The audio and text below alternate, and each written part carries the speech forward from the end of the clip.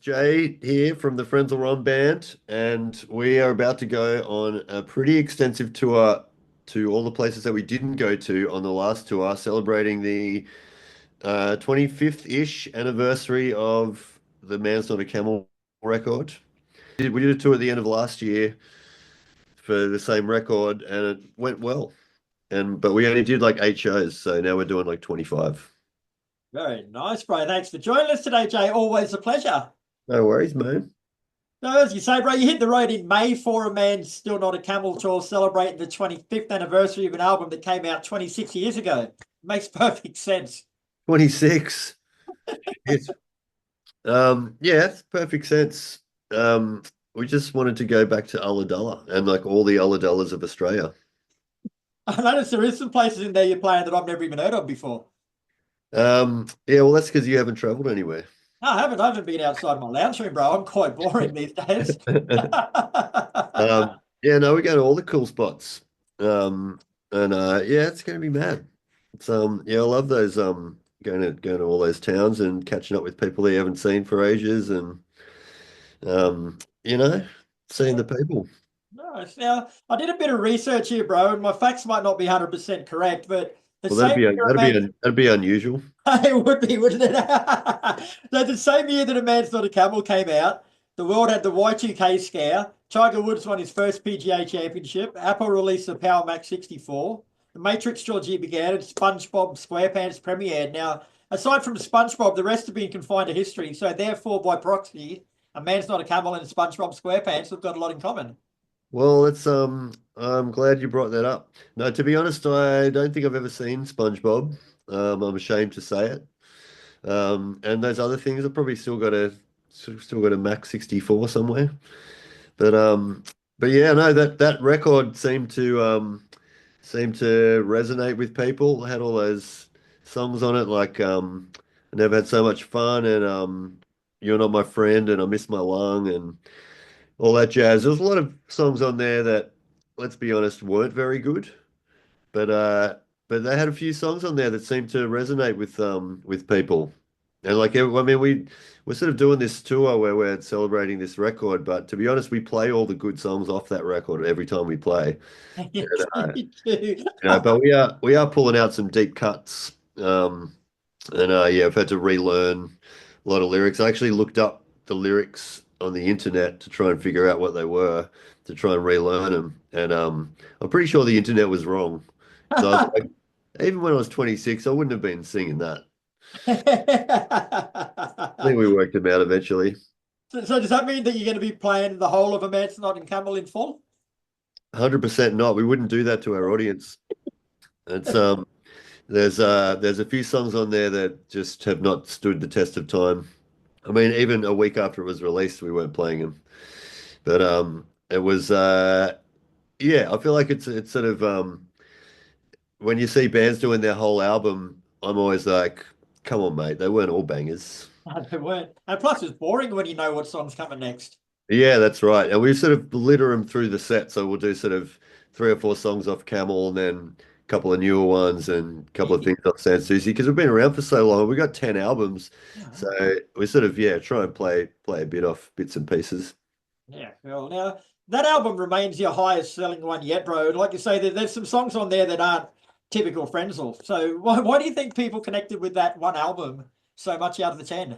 I mean, in our defense, people did stop buying records the world over after that. So it's hard to tell what would have been more popular.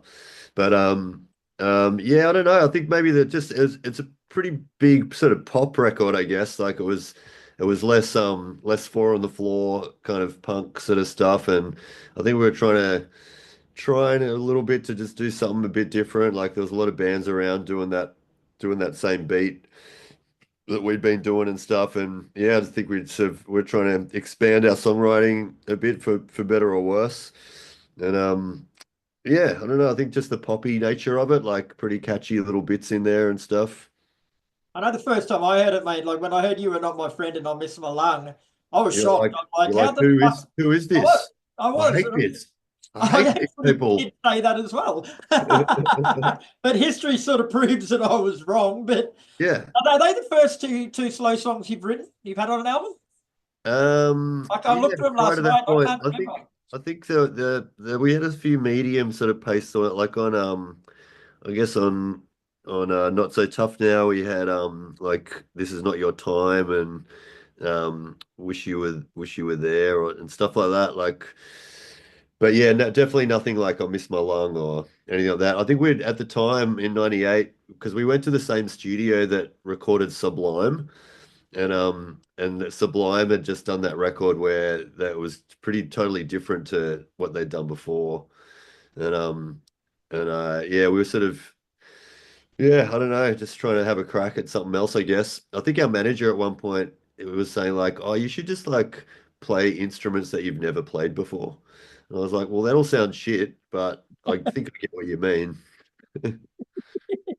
But like, I know you guys wouldn't have given a fuck at the time, but was it a bit of a risk putting those two songs on there? Like I say, history's completely ruled that out, but putting a couple of slow songs, people didn't expect that from you. Like, Yeah, I think I've always thought that like it doesn't really matter sort of the tempo of the song. If it's a good song, it'll sort of stand up, you know. Like if yeah, it's decent and you can sing along with it, then sort of doesn't matter. And like we play those shows, that we play those songs at shows, you know, like and there's people are sort of just as excited, like as the when they're sort of doing somersaults in the mosh pit or whatever.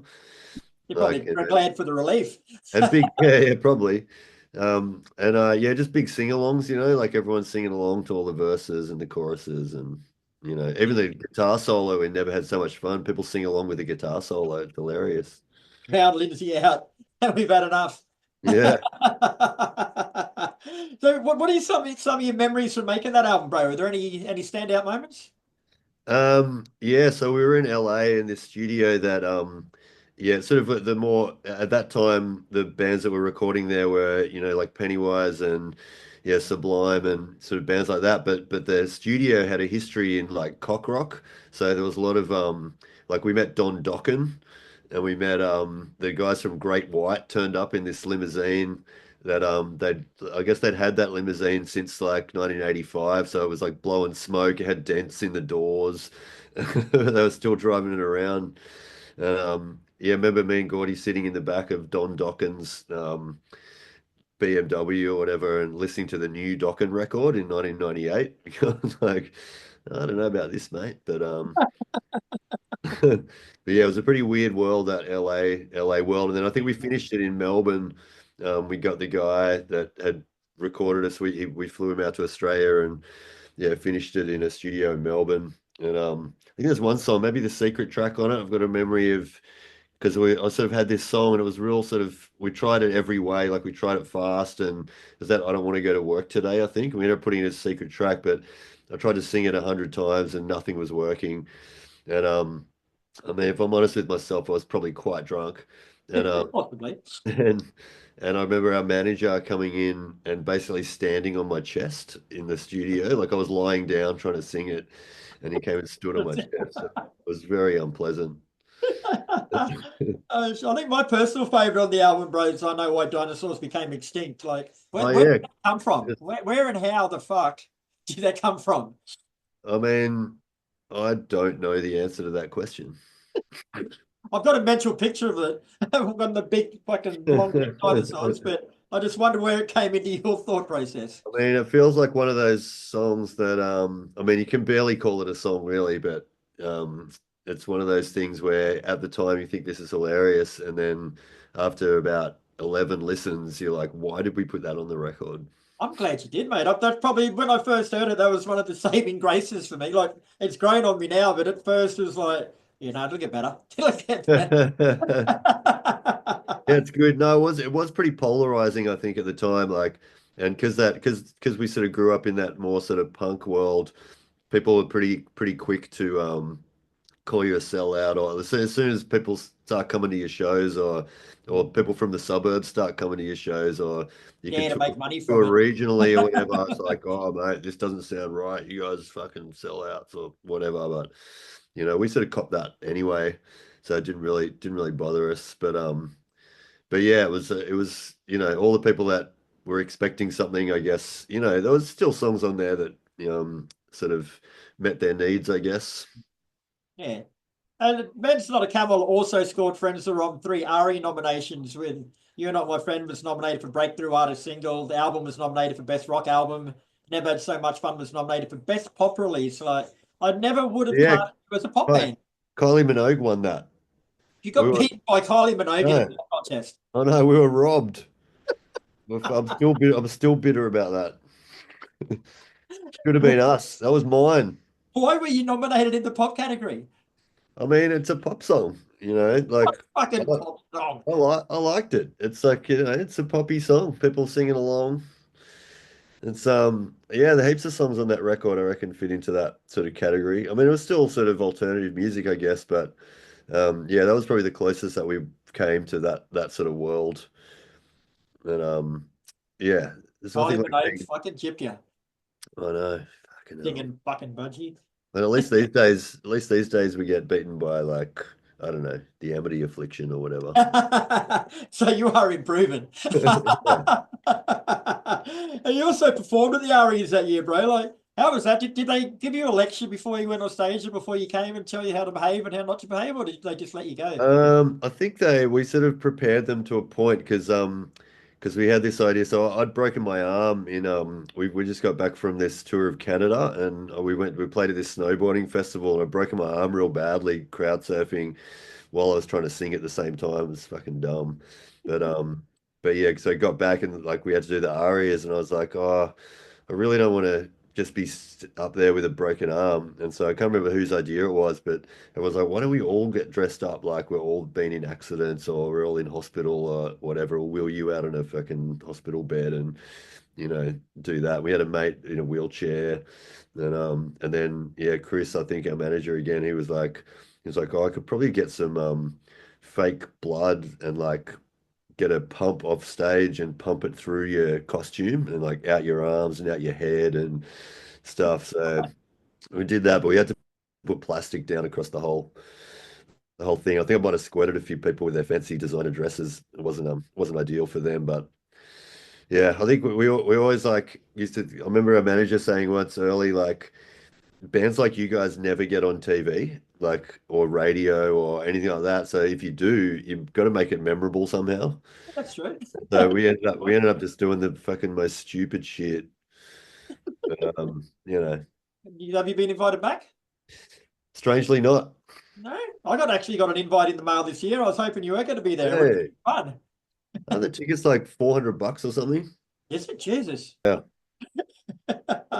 The album was also released in the US under Fat Records, but the songs Go Friends Will Go and Don't Talk to Me was substituted for On the Problem with Society and The Writings on the Wall. Like, why? I think we'd sort of written those songs. They were sort of extras, and then I think Fat Mike was a bit worried because it was such a poppy record. Okay. And he wanted some faster sort of stuff on there, I guess. I mean, he also wanted us to change our name for America because he's like, no one in the States is gonna know what a Frenzal Rhomb is. I'm like, no one in Australia knows what it is, mate. It doesn't matter. Did you have any suggestions for you? What to change it? No, he didn't. He fucking didn't. It's fucking quite rude. Well, you know what he was saying, but by that stage, it had been our band name for so long, it's like felt a bit weird to change it for America. Yeah. Eventually, when she had changed her name to Pacifier, we became She Had for 2 weeks because it was a spare name. While I was doing my research for this too, bro, like I somehow figured out that out of your 10 albums, only two of them, like Not So Tough Now and Forever Malcolm Young, have actually got songs on the album the same name as the title. Did you know that? Oh, interesting. Yeah, I don't know how I stumbled across that, but it's just like, oh, that's pretty cool. Yeah, so the Cup of Pestilence, there is a song called the Cup of Pestilence, but it was a bit shit, so I didn't go on there. Alrighty. Well, that would have put the odds in the favor a Yeah. bit more. Because I think the album name's usually the last thing we think of. Like we've already got all the songs, it's all done, and then we're like, oh fuck, we've got to call it something. So we sort of we're always scrambling to come up with something, which is probably why they're all universally stupid. But they're all memorable. There you go. Oh, mate, since I spoke to you last, I've started a new segment called Photobomb. So basically, I've gone through your social media before we speak, and I picked out a few photos that I want you to tell me a bit more about. Okay. The first one is this one. That must have been a big night the night before. Oh, is that Gordy? Yeah, it looks like Gordy. When he's Oh, I got think his that's legs, he's in got his tattoos on it. I want to say that's in Montreal.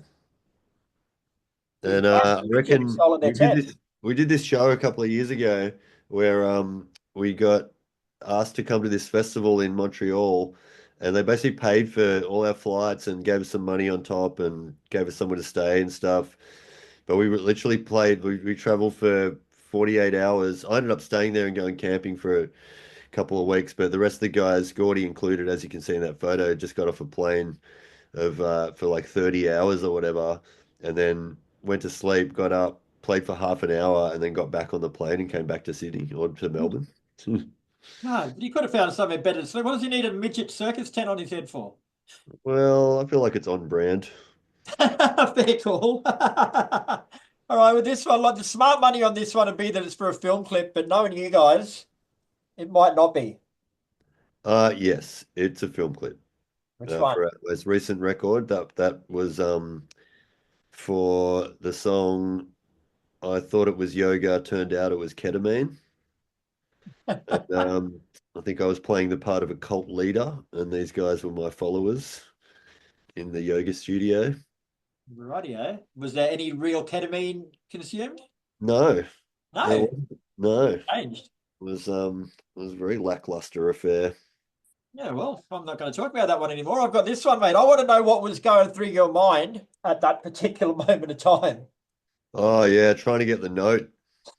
Yeah, yeah, because when we record with Bill Stevenson, he's because I don't like using auto tuning or anything. And so like one thing I can do all right, like I'm not like a singer, but I can sing in tune if you give me a few goes at it. And yeah, but he's got a real keen ear for melodies and harmonies and stuff. And so he'll be sitting in the other room just going, it's flat, Jay, it's flat. You're living flat. Do it again, do it again. It's flat, do it again. So that's me like really, really trying to get the note. Your veins are popping out of your forehead, bro. You look like an And alien. then I reckon I got it on that take. All right, oh, that'll you shit yourself, one of the two. Probably was doing both at the same time. Fantastic, Jay. Well, thanks for your time, bro. Always a pleasure speaking with you. The You tour too, kicks off. man. Hey, I'll be coming to the Miami Marquetta and the Where We Belong festival shows. So I'll see you Yeah, there. thanks, man.